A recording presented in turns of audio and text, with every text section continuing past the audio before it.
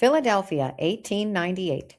A 5-year-old boy disappears. The person arrested for his murder is only 15, and the case leaves a question people were not ready to face. Can a child truly understand murder? Welcome back to A Veil of Crime, where history's darkest stories are told exactly as they happened. Tonight's case shocked an entire city in the winter of 1898 and forced the public to confront something terrifying. Sometimes the monster isn't a stranger. Sometimes it's another child. On January 14, 1898, 5-year-old Percy Lockyer was playing outside near his home in West Philadelphia.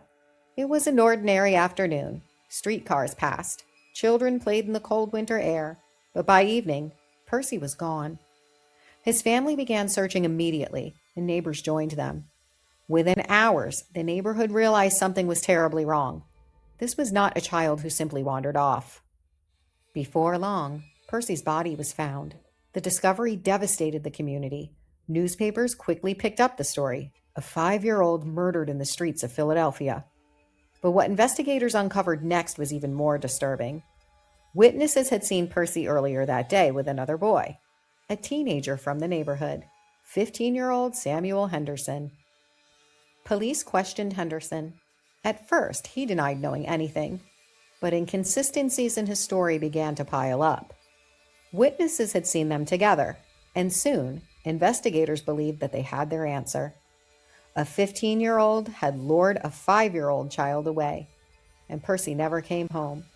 The idea shocked the public, not just because of the crime, but because of the age of the person accused of committing it. The case moved quickly through the courts. Newspapers across the region followed every detail. People packed the courtroom. Many expected a death sentence, but the defense argued something controversial for the time. They claimed Henderson was mentally unstable. In the late 1800s, America was still struggling to understand juvenile crime. Was a teenager fully responsible? Or something else entirely? The court ultimately convicted him of the murder, but his age changed the outcome.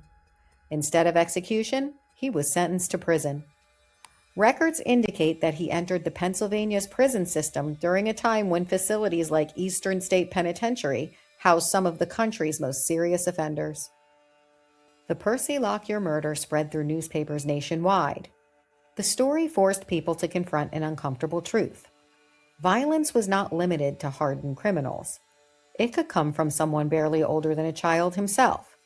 For many Americans in 1898, this was a frightening realization. After Henderson's conviction, the public slowly lost track of him.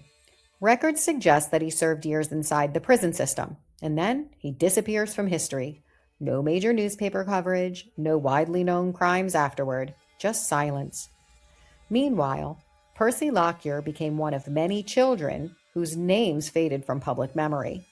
But at the time, his death shook an entire city. More than a century later, the case still lingers in old newspapers and archives, a reminder of how fragile childhood can be, and how sometimes the most unsettling crimes are the ones people struggle to understand. If you enjoy historically accurate true crime told without Hollywood fiction, subscribe to A Veil of Crime. New episodes every week. And if you'd like to support the channel, you can buy me a coffee. The link is right on the channel page. Until next time, some stories fade into history. Others leave a shadow that never quite disappears.